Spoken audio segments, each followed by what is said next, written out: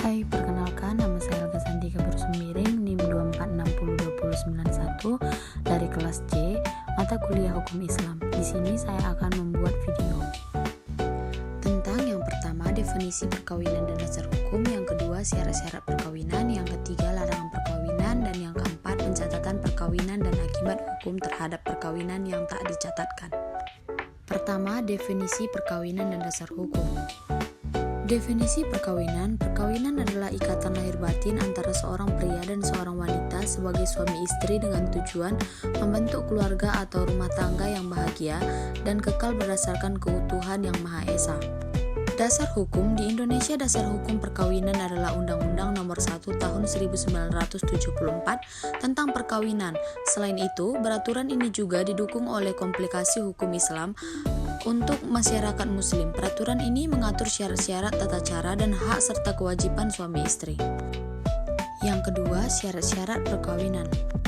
Syarat-syarat perkawinan di Indonesia berdasarkan Undang-Undang Nomor 1 Tahun 1974 tentang perkawinan adalah: yang pertama, persetujuan kedua belah pihak atau calon suami dan istri harus memberikan persetujuan untuk menikah.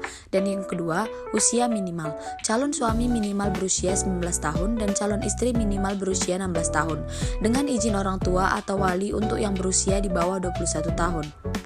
Yang ketiga, tidak dalam ikatan perkawinan lain. Calon suami dan istri tidak boleh sudah menikah dengan orang lain. Dan yang keempat, tidak ada hubungan keluarga dekat. Calon suami dan istri tidak bisa memiliki hubungan keluarga yang dilarang oleh agama atau hukum.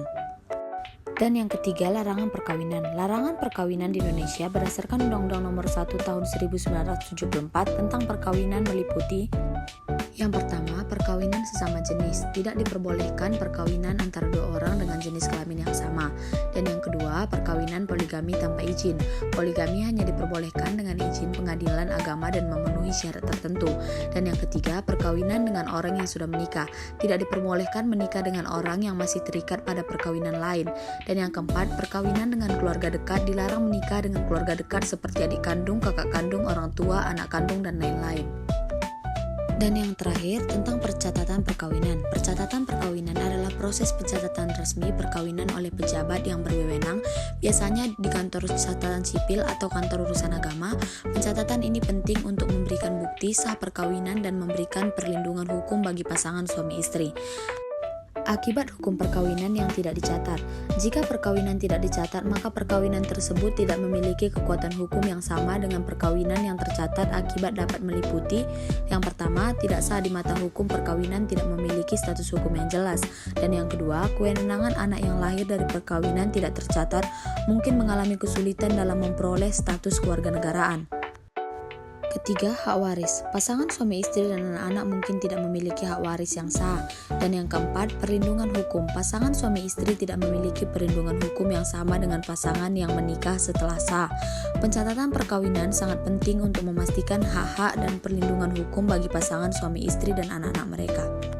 Sekian penjelasan singkat dari saya. Terima kasih.